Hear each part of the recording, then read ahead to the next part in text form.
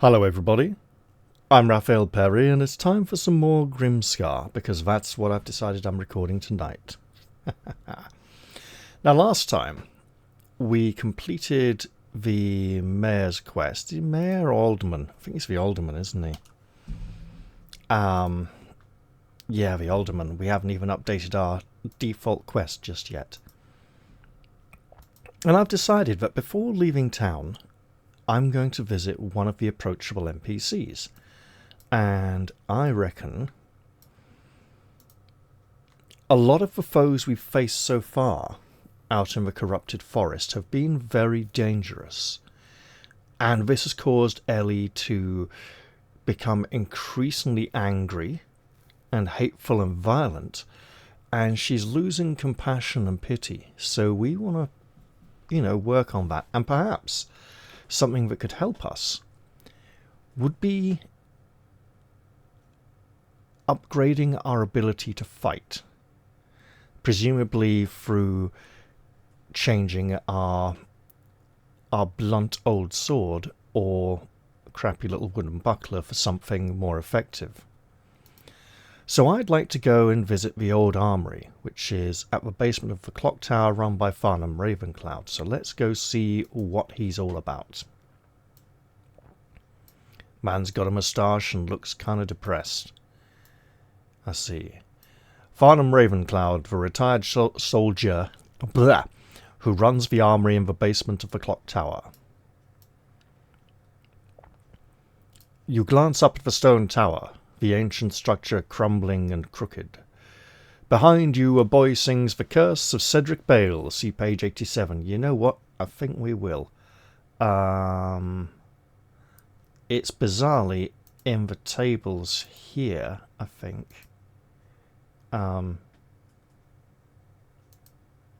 It's not there, is it? It's, okay, a little less. 87, aha. Well, it's not there, is it? That's awkward. What if it's not 87, it's 86? Yes. Yes, it is. The Curse of Cedric Bale, as sung by a little boy. I have no idea what the tune is, so I'll find out when I do it. I cannot see, sang Cedric Bale, and as he wandered from the deep wood, dark wood grey clouds above raised their hail. His eyes had turned a milky white, poor Cedric Bale, and as he stumbled into Grimscar's streets, his tragic words became a wail. My eyes are gone, moaned Cedric Bale, and as he fell upon the cobblestones, the town guard locked him in the jail. Release me now, I do demand, screamed Cedric Bale, and as he gripped the bars his jailer came and told him this unpleasant tale. And now we're completely breaking the rhyming structure of the previous verses, so this might have to shift. I cannot, sir, for you are cursed. It won't be long before they burst. He pointed at those milky eyes. A sudden burst, quite some surprise, and if it sprays on someone's face, the curse will spread at quickening pace. No, sir, here you stay, but listen close. You will survive, and true, it will be gross. And eyes no longer in your head, at least you'll know the curse won't spread. Well, that sounds like a really horrible curse, and we don't want to be affected by that. Although if we meet some monsters that are all eyeless, that could explain something.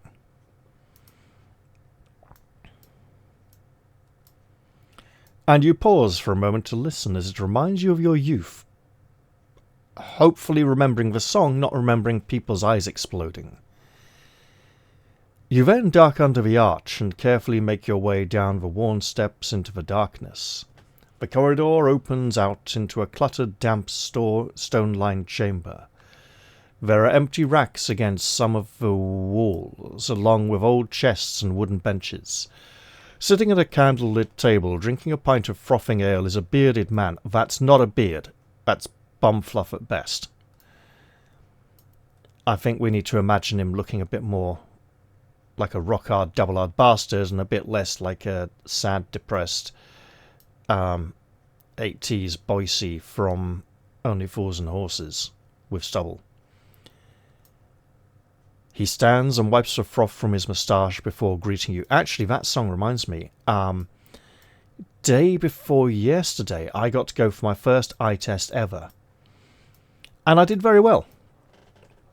The overall verdict was that my eyesight is pretty good, but not quite as good as it used to be. And I don't need glasses, so that's great. I might at some point in the future.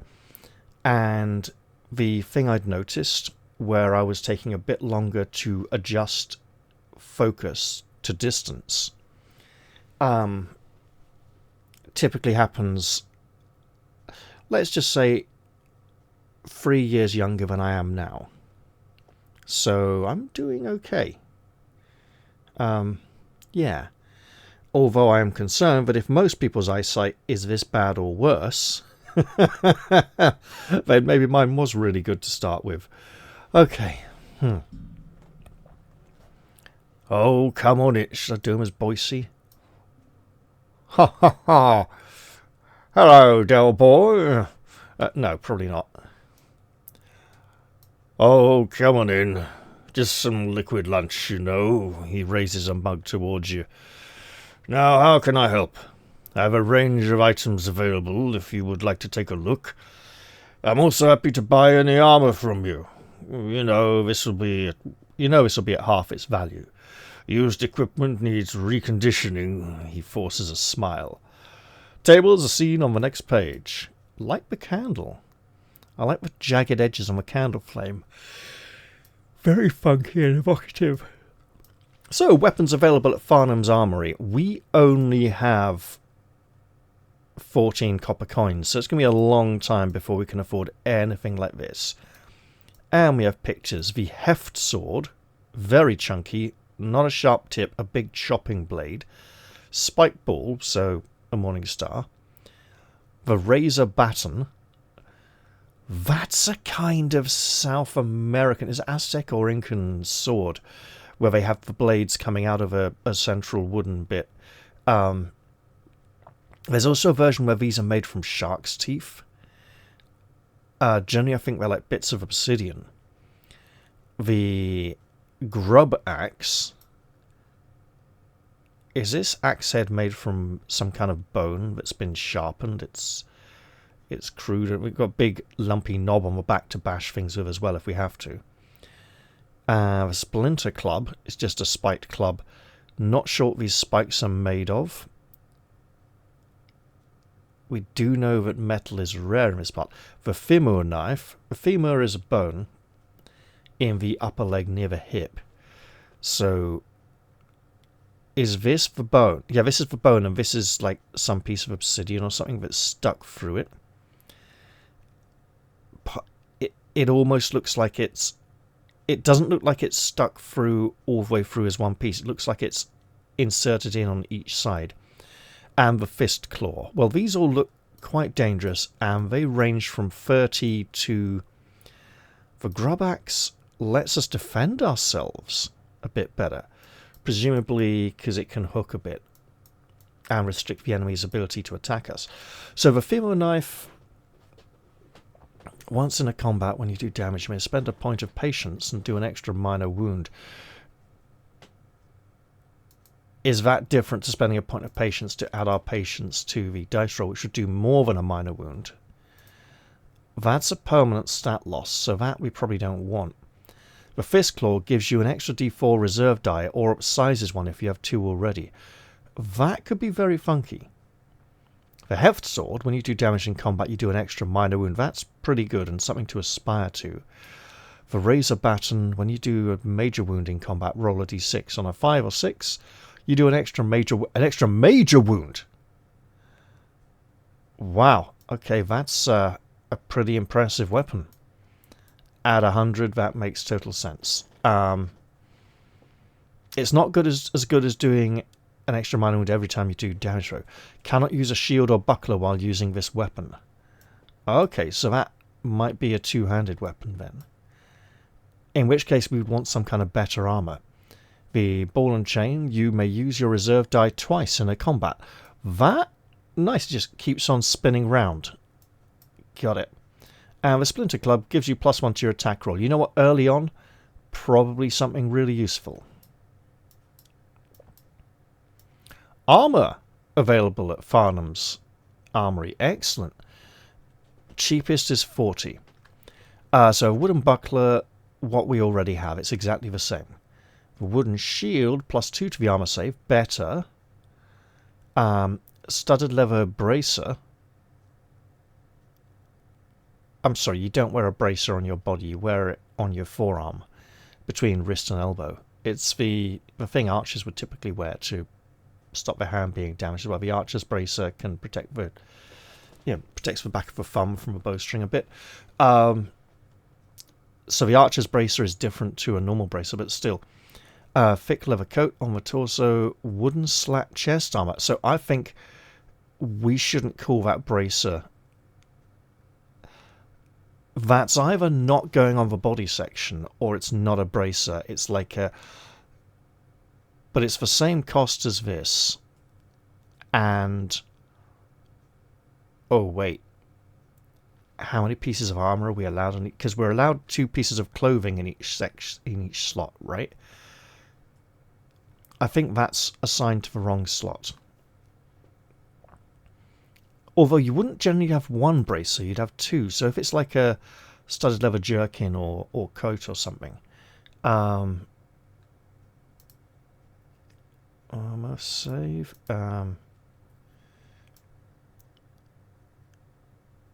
Economic, yeah. So not here then. We'll go look at equipment. Character creation. Armor.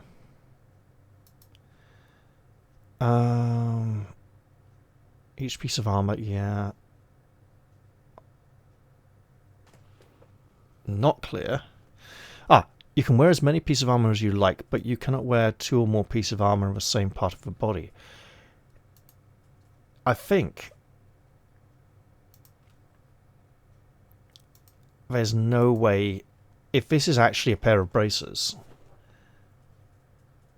it shouldn't be on the body. And if it's not a pair of bracers, why is it the exact same value as the wooden slats?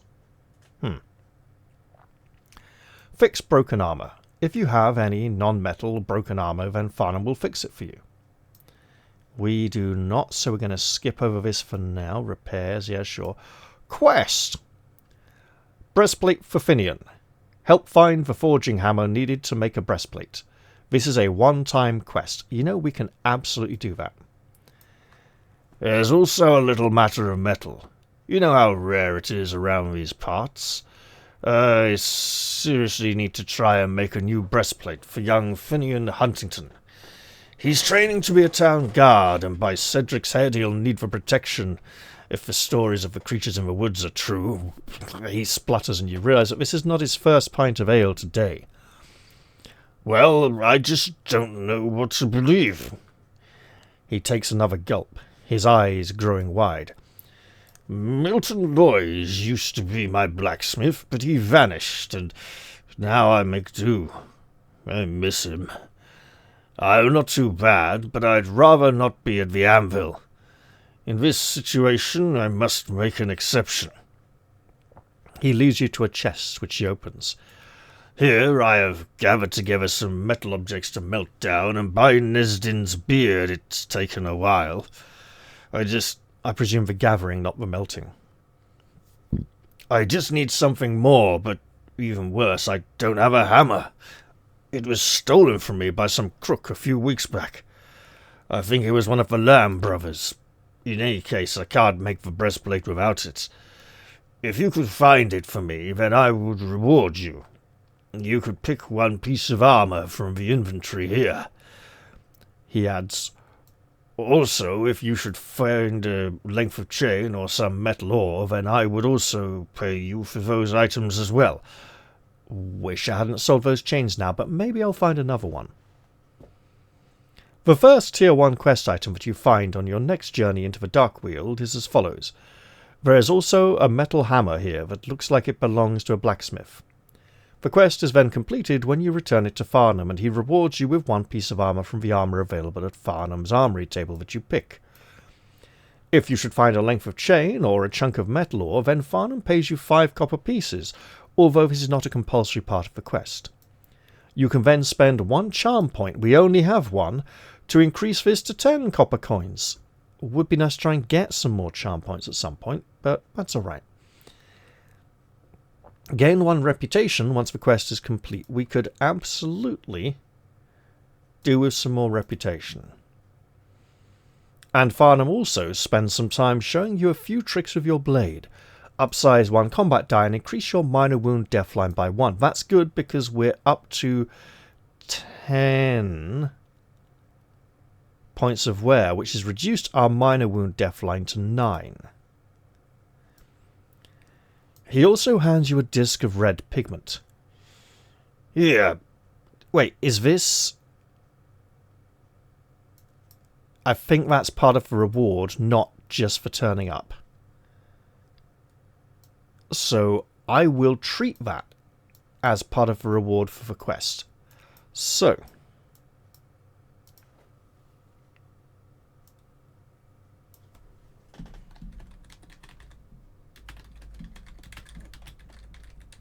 a breastplate for Finian. And I'm going to write this down just because... There we go.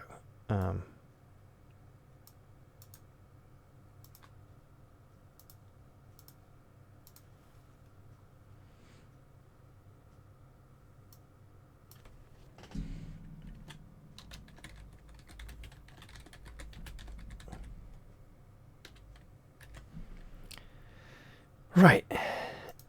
So, I can't remember if we went to the marketplace when we returned to town or not last time, but this is going to be day 3, isn't it?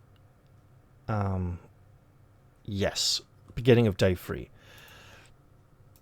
On the first day, we explored the forest, but to no avail. On the second day, we explored the forest, and we managed to bring back food supplies for the village. And on this third day, we're going to head out looking for a blacksmith's hammer. I will venture to here, and I think I'll try going around this way this time. The forest is twisted and reformed, and we are at the forest tables. Let's get the dice out and see what we find in the dark and twisted wood around the village of Grimscar this time.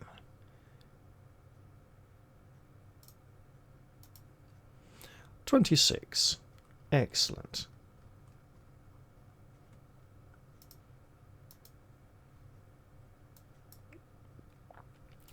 Fallen Scouts. I think, yeah, we've come across this before. This area is dense with hawthorn and brambles, and when you stumble upon a body lying on the ground, you nearly trip over it. Then you see another. The 2 bodies have been repeatedly branded. Their flesh is seared and exposed. They carry nothing, but you recognize them as scouts from the village, probably sent to find a way through the dense wood. One you know by name. It's not Irvin Yardley, because we found his body by scouts before, so it'll be another one. You look around nervously and roll a d6. Well, first... map note.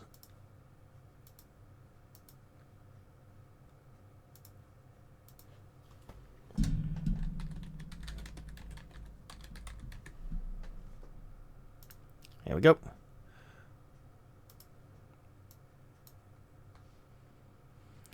And now we'll roll. free. Out of the bushes comes a sin fanatic. Their eyes are pools of agony as black fire erupts from the back of their head. Defend yourself. I'm not sure if we've faced a sin fanatic before. I think we might have done. C for sin. There we go. Sin as in cinder, not sin as in we have sinned. There we go.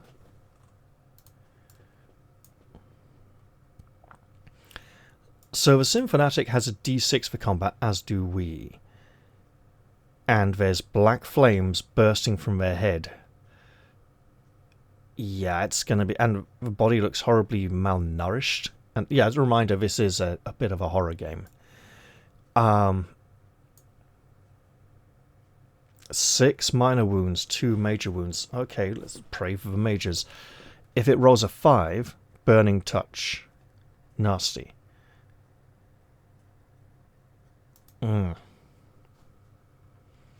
Alright, so we'll see if I can... Okay. Right. See if I can remember how this works. So, Ellie rolls a d6 for combat with her old blunt sword and gets a 5. That's good. The Sin Fanatic rolls and gets a 4. Because a 4 is within... It's within half of our roll, it will roll its reserve die and bump that up to a 6. A 6 will be hard for us to protect against with our wooden buckler, so we will roll our reserve die and go up to a 7, at which point we inflict a minor wound upon the Sin Fanatic.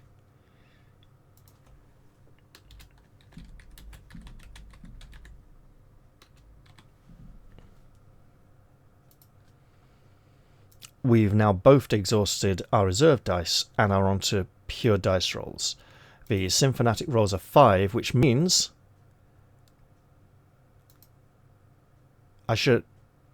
we roll first. The Sin Fanatic rolls second. Ellie rolled a 5. The Sin Fanatic rolled a 3. Thank you, game. Thank you, me, for remembering. Right. I mean, I might have somehow bizarrely chosen to roll for it first there, but...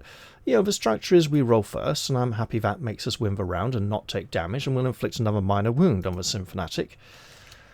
Because, honestly, it's rather dangerous. And then we'll go into our third round of combat. Ellie rolls a 6, and the Sin Fanatic rolls a 3. We have rolled double, which I believe is a major wound. I will refresh my memory. When you take damage, yeah, we don't... If the winning attack roll is more than the loser's attack roll after modifiers, then the loser's, yeah. Double or higher. So, yeah, meet or beat. It's meet the double, not beat the double. That is a major wound, which means we are rolling on the creature major wound table. And it's a 10-sider. Excellent. A 3. Deep cut. Your weapon cuts deep and blood flows, or rather, I think, sort of sick black ooze rather than blood. The enemy flinches and screams but fights on. It gains an extra minor wound and cannot use its reserve die in this combat. Well, it can't use its reserve die anyway, but that extra minor wound has certainly helped. And that's impressive for a blunt sword. We managed to draw blood. Well, not blood, but close enough, you know. Let's fight on. Ellie rolls a 6 again. Wow. And the Sin Fanatic rolls a 5, which means it triggers its burning touch. We roll a 2, gain 1 wear. And I'm treating the token as master over the handwritten character sheet. So, there we go. Additionally, though, that means it did lose the round and took another minor wound. So we've nearly defeated this thing, but let's not jinx it. Ellie rolls another bloody 6. Oh, she's on a roll tonight. Well, this morning rather. And the Synfanatic rolls another 5, which means it adds 2 to his combat roll. It goes up to a 7 and will inflict a minor wound on us unless we pass an armor save. Does an armor save need to roll higher or equal? Because if we need to roll higher, we can't. Over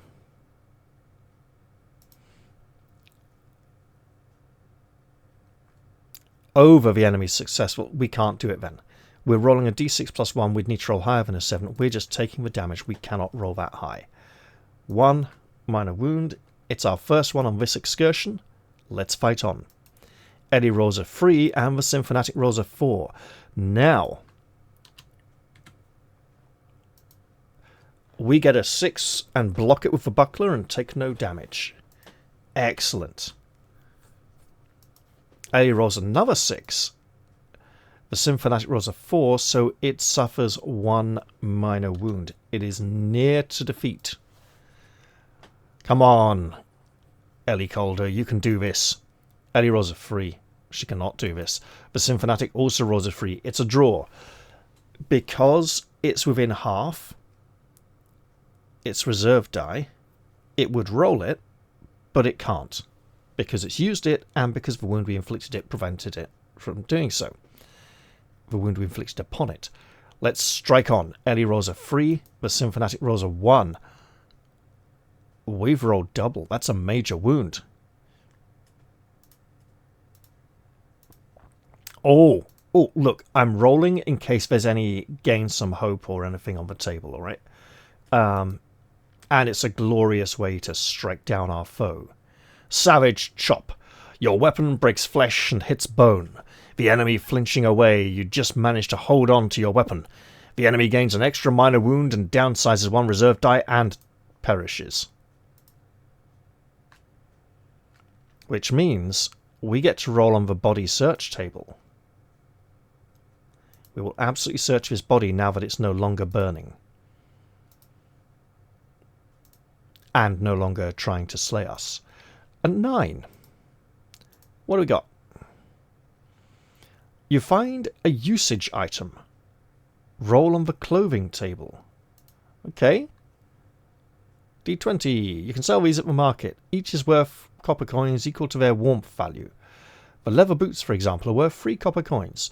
Okay, well, let's roll a d20 and see what we get. A 9 again. Okay. A long leather coat, worn on the body, for warmth. You know what?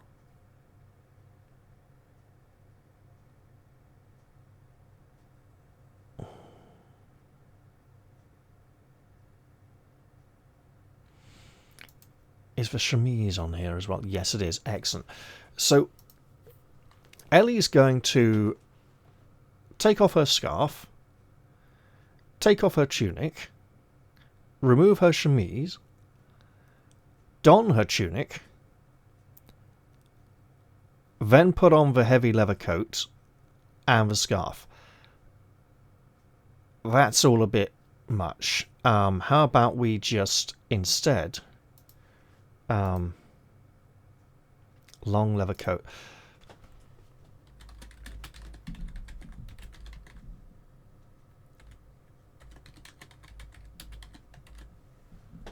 Oh, 4. Okay.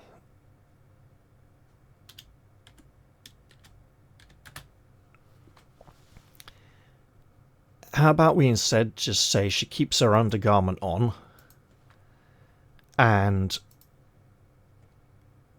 I'm moving it to the end of the list as it's not worn, but essentially her warmth rating has now increased to a 10.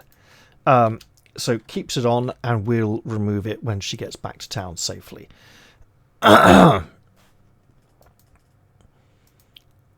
Warmth. So that's good. We are now well insulated against the cold.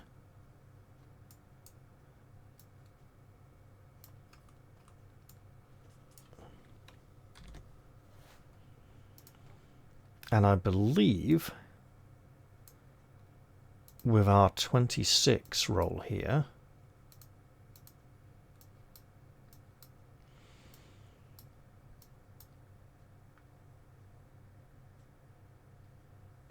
On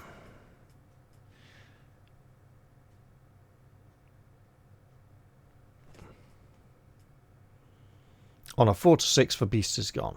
Fine. You can also search for brambles and find enough berries for 1 ration worth 3 wooden tokens. You can spend a survival point and also find a trail to a stash one of the scouts must have hidden. In it is a pot of healing balm with 2 doses. We have so many healing items. We're actually going to eat a ration of berries worth 3 wooden tokens right now to regain 1 minor wound, making our next encounter a little bit safer. I will move into this hex and we shall explore. What does the wood have in store for us? A 64. Excellent. And I may bookmark the pages of the tables just to make scrolling through a little bit easier next time. Concealed ditch. You know what?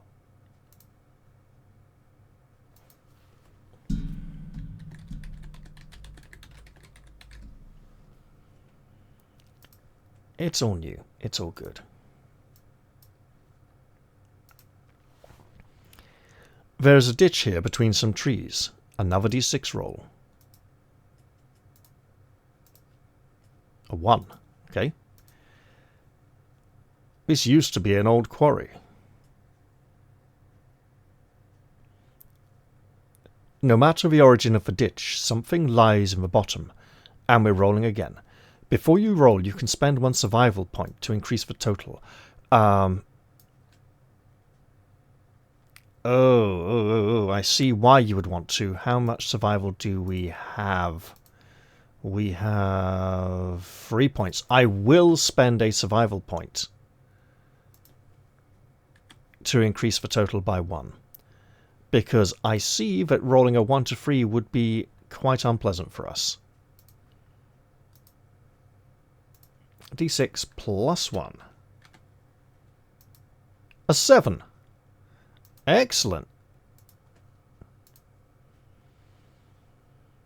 It's a concealed sack.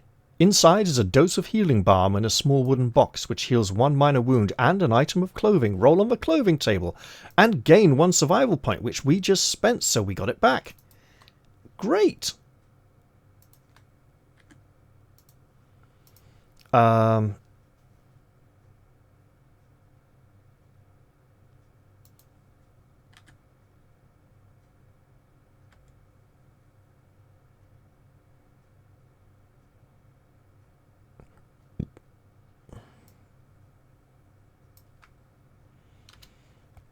There we go.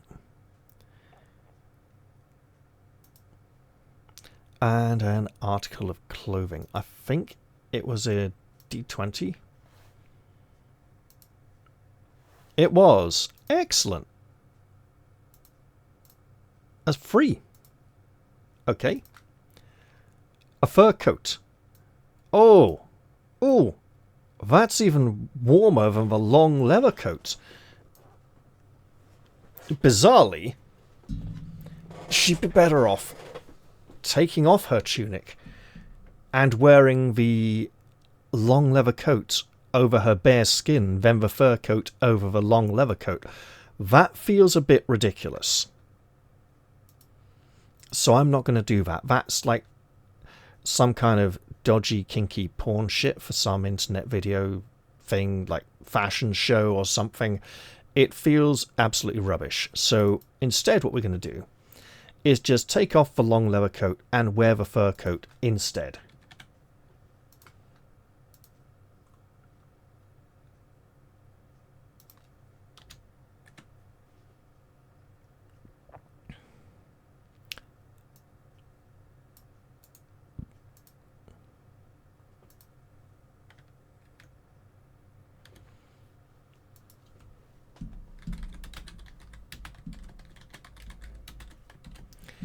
That way she's at least still got some kind of shirt underneath it.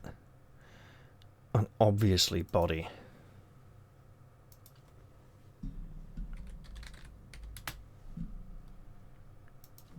Good catch. Should have written that for the earlier coat as well. Excellent. Right, I'll head to this one. 40. Okay. And we're going to go a few pages in to get to... Old Shack.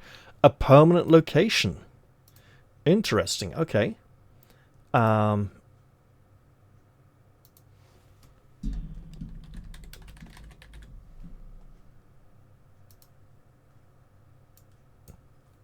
So.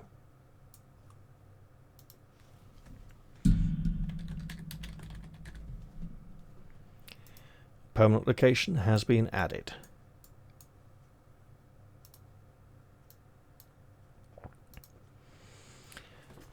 You weren't expecting to find any creatures in the forest, but here you stumbled upon a sturdy-looking shack. There is a large carriage wheel attached to the side. A smashed-in window and the front door is kicked in. A body lies in the doorway. We'll roll for it. Oh, God. Okay.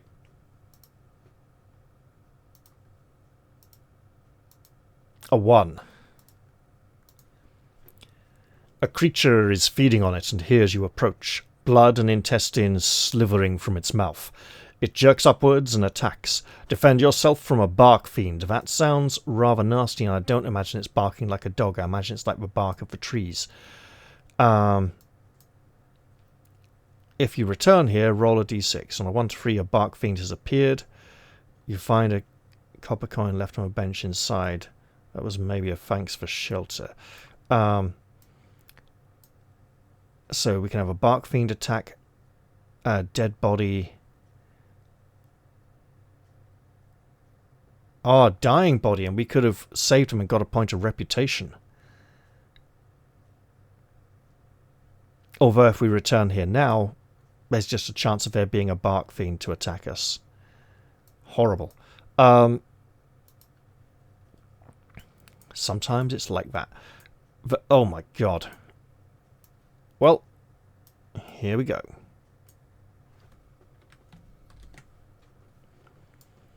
The bark fiend is a horrible monster. No reward. Why the hell are we even fighting this?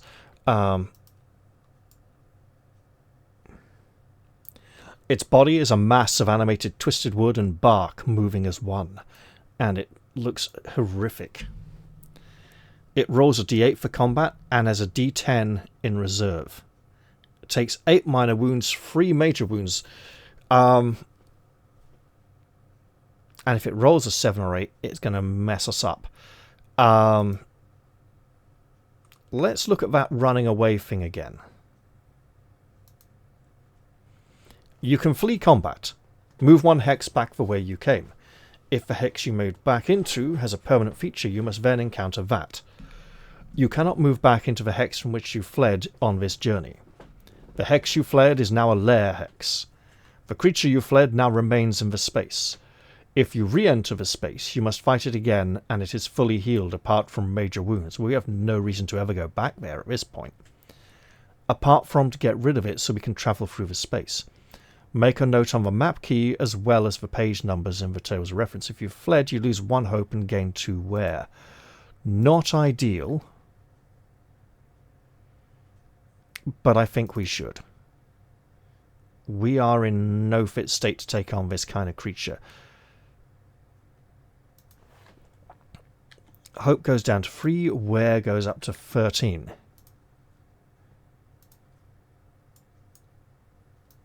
That is not something we want to do very often.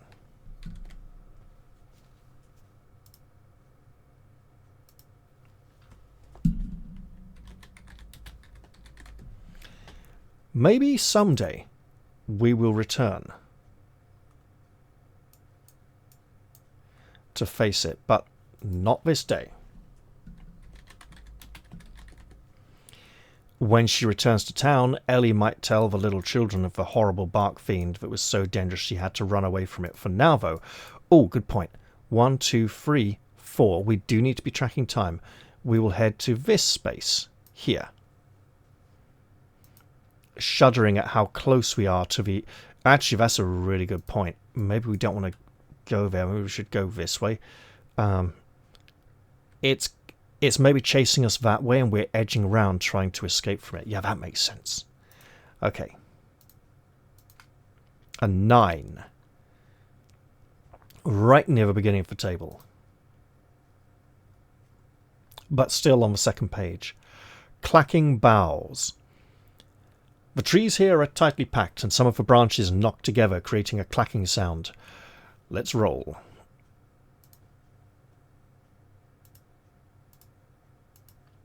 A 4.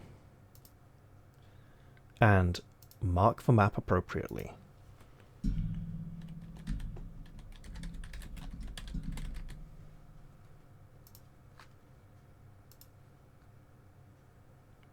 Um, 4. You can spend a survival point to spot and gather some golden sap from one of the trees, where the friction has been rubbing the bark loose. We know nothing about golden sap. You know you will not find this again, as the area is so cluttered and knotted. That'll be the heart chamber, right? Ah, yes, because we can re-encounter the location if we go back through it, if we want to. 1, 2, 3, 4, 5. Is it 12 or 18 moves we can make before we need to be back in the village? It is...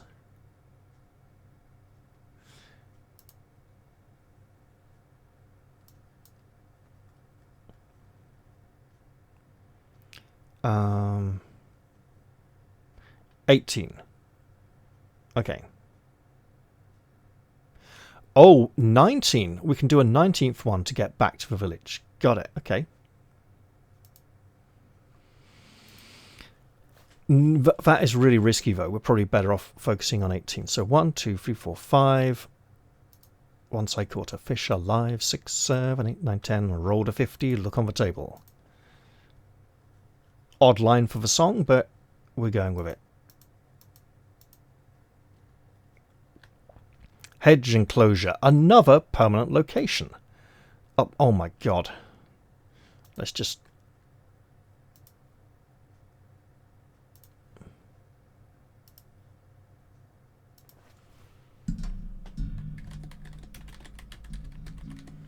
The hedge enclosure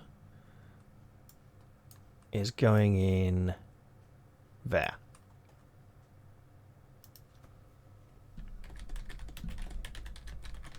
Sounds like something from a children's fairy tale. Maybe there's a magic garden in there of a witch. And she won't like it if we go in. This area was once cleared and a large hedge erected. However, it is overgrown and has been reforested. The area gloomy again.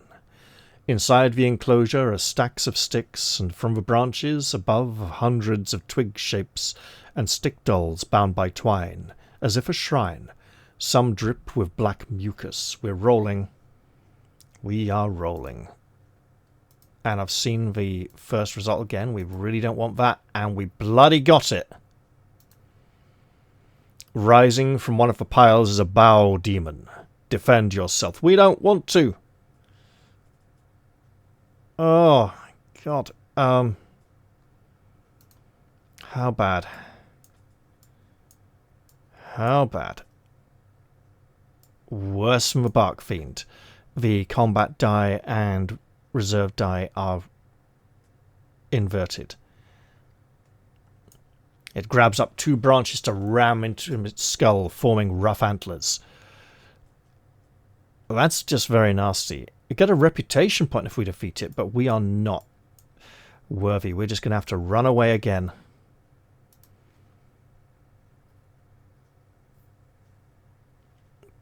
That is not a fight that we can win.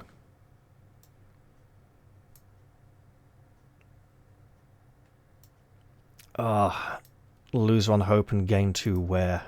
Tragic.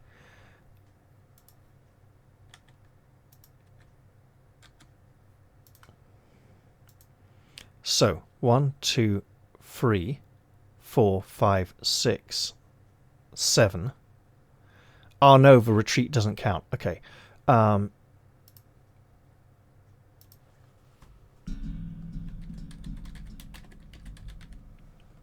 horrific.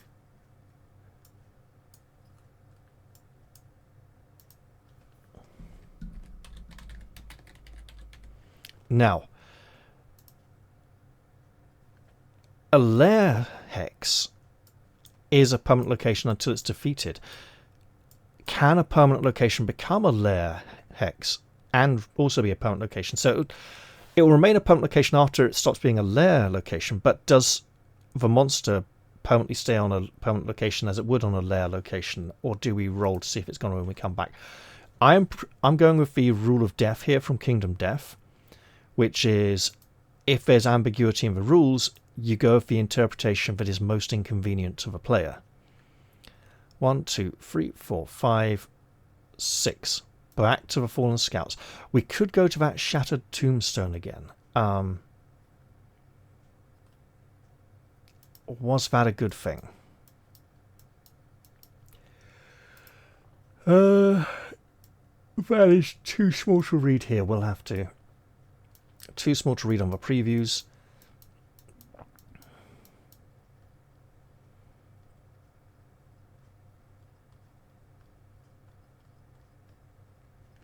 Is there something we can do at the Shattered Tombstone to...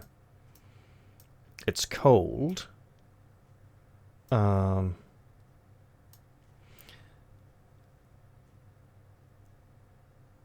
If you survive and return here, on a 1-4 another Frozen Acolyte has come. Defend yourself and gain somewhere. Found in the rubble table. Okay, so there might be something nice. But we are not quite Frozen Acolyte capable. Found body table, found within table.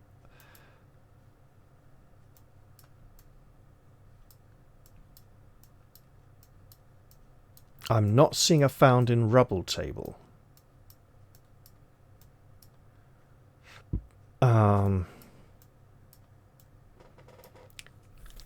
So either found within, or there's a search rubble, ancient overgrowth, ultimate kind. I'm not seeing anything relevant. So 1, 2, 3, 4, 5. Back to the Fallen Scouts location.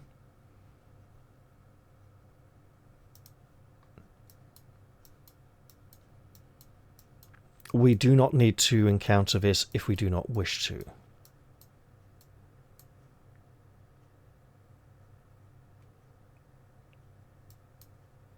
So we just won't. 7. Our exploration continues. A 12. Okay. Back up a couple of pages. Clacking boughs again. Okay.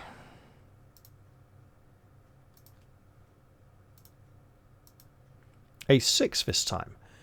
Don't think we got that last time, but here we go.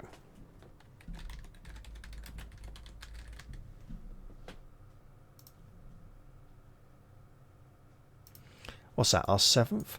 1, 2, 3, 4, 5, 6, 7. Yes. On a 5 to 6, you push on through and spot a hole in one of the larger trees. Roll on the heart chamber table. You know you will not find this again, as the area is so cluttered and knotted. That is fine. And it's a d6. 2.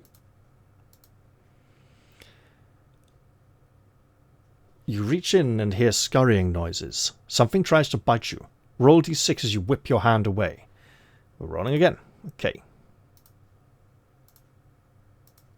A 6. You whip your hand free before it bites you. Either way, you must fight Amalgam Beast. If you survive, you move on.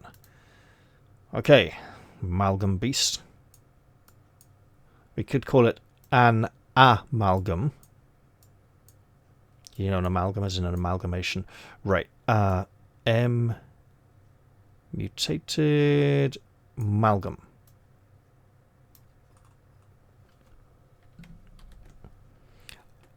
Oh. Ooh. Okay. If it rolls a 2 or 5, we're in trouble. A dog-sized beast that appears to be a savage mix of many animals. No reward. Well, we fight anyway because running away would really screw us over this time. We've done it twice already. I think Ellie's decided she's going to stand and fight, and she doesn't have much choice. She's like right in the mouth of the thing almost. I know I've got her currently snapped to grid, so we can't place her too poetically, but hey. Ellie rolls a 6. Good start. The Amalgam Beast rolls a 2. That is within half of its reserve die, so it will roll its d8. A 3 takes it up to a 5. It did roll a 2 though, desperately savage. Roll d6 and add it to the combat. Oh, in that case, I take it back completely on its reserve die. 2 plus 4 is 6. That's a draw.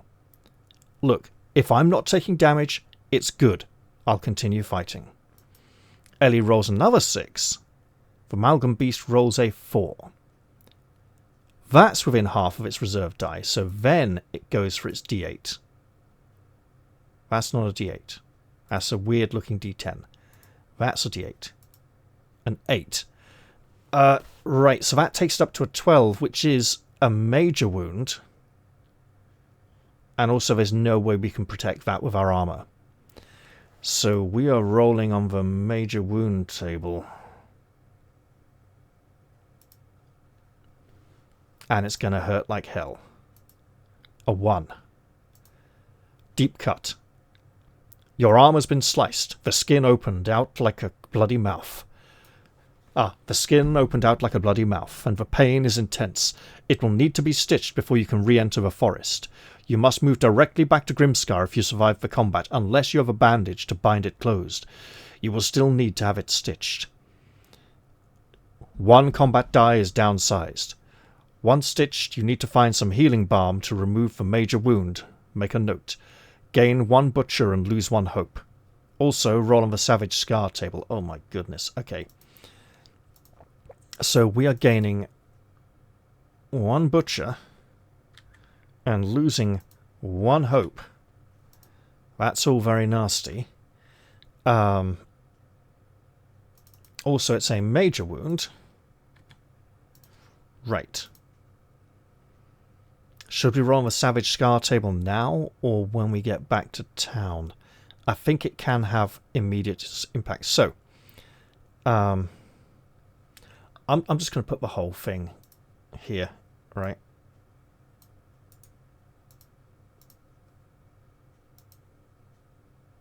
Okay, I'm on you. Right.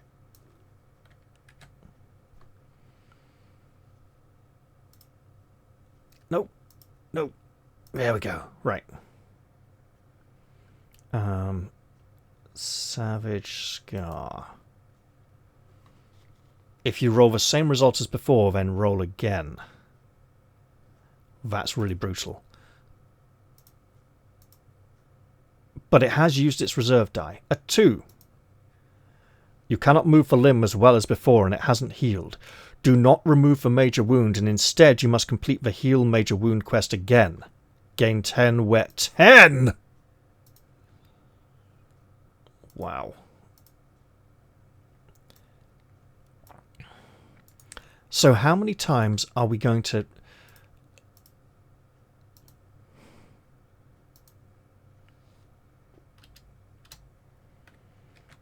How many times are we going to need to roll on this table twice?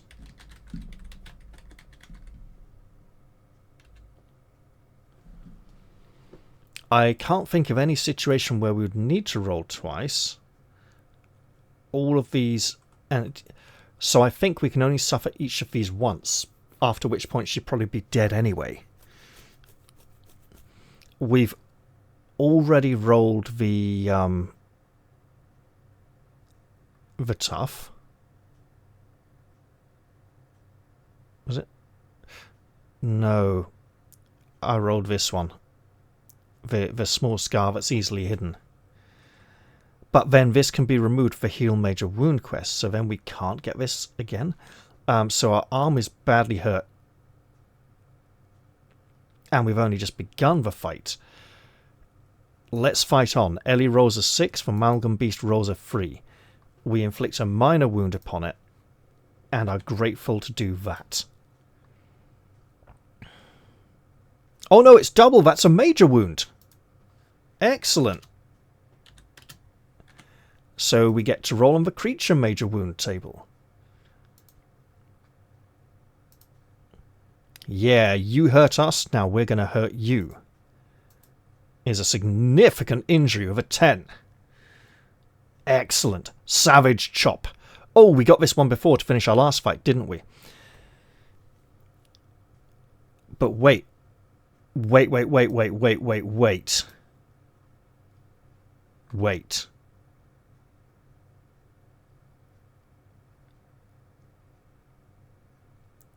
One combat die is downsized. We're rolling a d4. That is brutal. We should not have rolled a d6. We got a 1. Oh, God.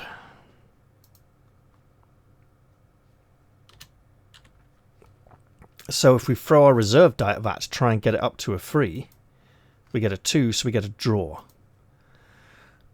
Okay, Ellie, I think the time has come to run away.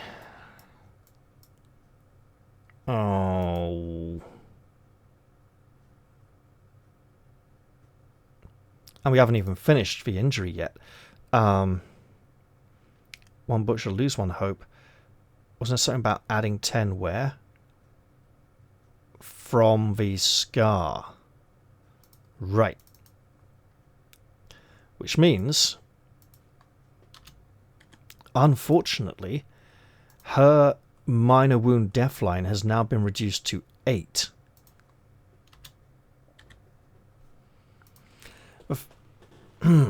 So,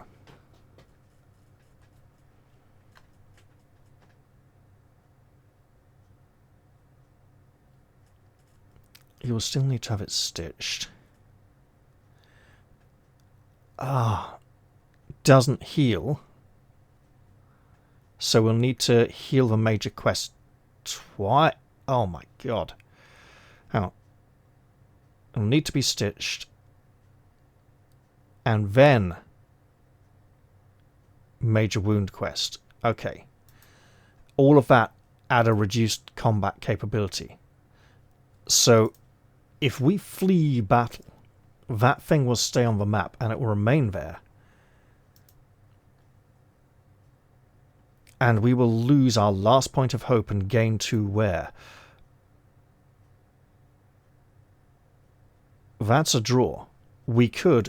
Okay, what reduces pity and hope on the consequences table? Because we can upgrade that draw to a absolute major injury.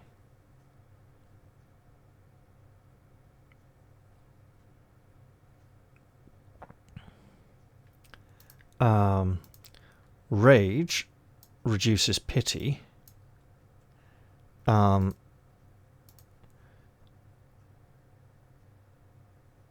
Patience is the one we can afford to lose right now. Hatred reduces hope. Butcher reduces hope. And charm. Okay, well we have patience. Let's look at it that way. Yeah! Would use a point of patience.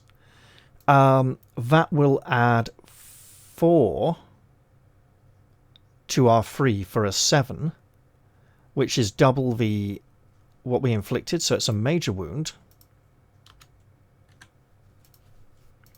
And we can take the 10 we rolled on the creature wound table, and we roll on the patient's consequence table and get a 1. You carefully back away from the enemy, waiting for their move, but your indecision has cost you and the foe winds up a savage attack. +2 to the enemy's next attack roll and lose 2 butcher. We can afford to lose 2 butcher. It's quite high at the moment. And we lose a point of patience as well. But we do inflict that major wound, then we back up. So, creature major wound.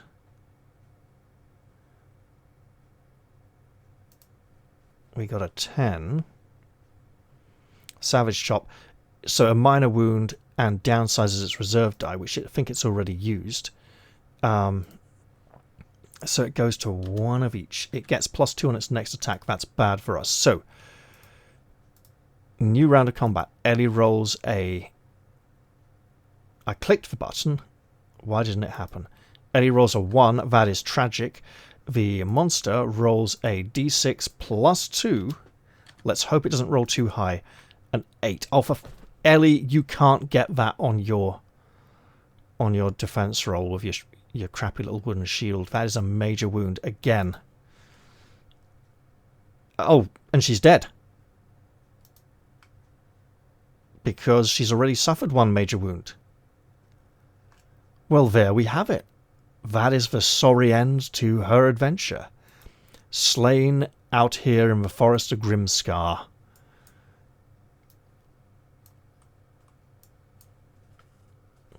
With no hope. Defeated by Amalgam Beast, of all things. That was pretty brutal. And, I mean, if we look at it, the Amalgam Beast, it's the D8 reserve die. And I probably should have paid more attention to its trigger abilities as well, because those would have made it quite nasty as well. Ooh. So what did we learn from this episode? Well, for starters, I think I'll go looking for another portrait for a new adventurer, because I have enjoyed this and I would like to continue. I do think we ran away too much in this episode. We did get a lot of very nasty encounters. Hey, it's random. Random happens, right? I am tempted to call this a campaign and keep the permanent locations on the map for the next adventurer, rather than starting completely afresh. Yeah. So poor Ellie Calder, she could have been a legend. Instead, she is a tragic warning to the people of the town of Grimscar not to set foot in the corrupted forest, or, like her, they might never return. With that, I think I will leave this episode here. But before I do, I mean, she did quite well on her first couple of excursions. She was very fortunate to complete that first quest for the Alderman in 2 days. It might take the next adventurer even longer. So generally, I'm thinking if we'd done the blacksmith's quest, we could have got some very nice rewards. Not just a piece of free equipment, but also increase reputation, get a charm point. No, spend it. Okay, no, got it. It's upgrade a combat die, isn't it? Yeah. Upsize 1 combat die and increase minor death wound. And a piece of equipment, that would be a really good start to make, and all you need to do is find a quest item, which is just as difficult as completing the Alderman's quest. This feels like a good early quest to do, and then we would gain access to Rabina Middleton v. Dyer for some follow-up quest. I am disappointed that she perished so early, just 3 episodes in. But I'm okay with it. This is my first time playing the game, and it's a learning experience, right? Sometimes adventurers meet a sickly, grisly end.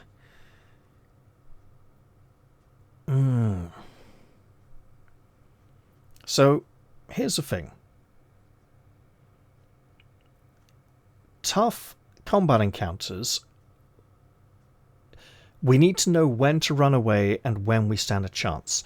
It's probably worth sticking around and fighting a round or 2 first, just to see if we need to run away, because the punishment for fleeing is so severe.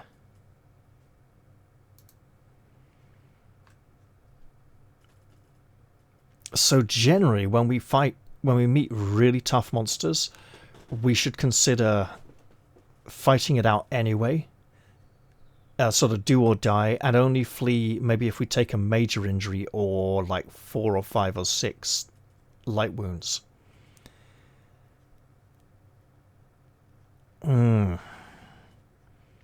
I couldn't have run again. I would have lost my last point of hope. And wear would have gone up even higher.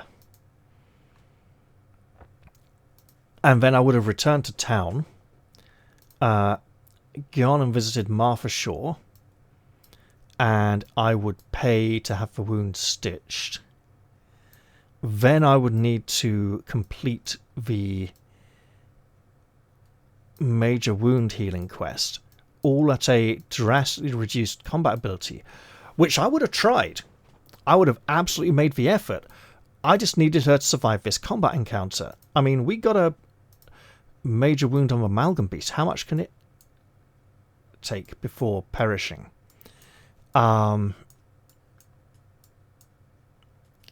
major wounds, but 10 minor wounds. Yeah, it's a tough monster. And it can do some serious damage. So for our next adventurer, I'm feeling that finding warm clothing out in the forest and purchasing it on return to town is vital, as we did with Ellie.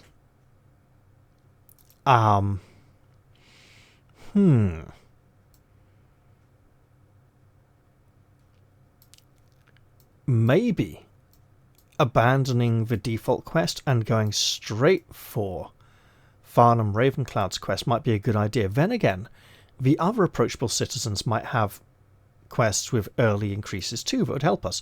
But if we can't get a better weapon early on, let's see. The Splinter Club costs 50 copper coins. So we could try save up 50 copper. She only had 14, and she spent a few on clothing. So I think we prioritise clothing early on, try and save up for the Splinter Club, and complete his quest, which should get us a free piece of armour, which I would strongly recommend is not a shield, because we have one already at a start, right, to begin with. So a piece of body armour,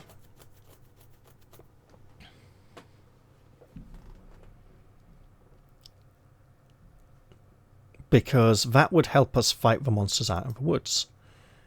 But yeah, like I said, I was going to leave this one here. We've suffered an unfortunate loss. It's a setback, but I will continue at some point. I hope you've all enjoyed this episode, even if it was just mostly Ellie running away from monsters that were way too tough for her. And I'll look forward to seeing you all in the next one, where hopefully we'll have a hero who wasn't a butcher and has a different background. Bye for now, everyone. See you all next time, and be careful out in the forest. It's very cold out there.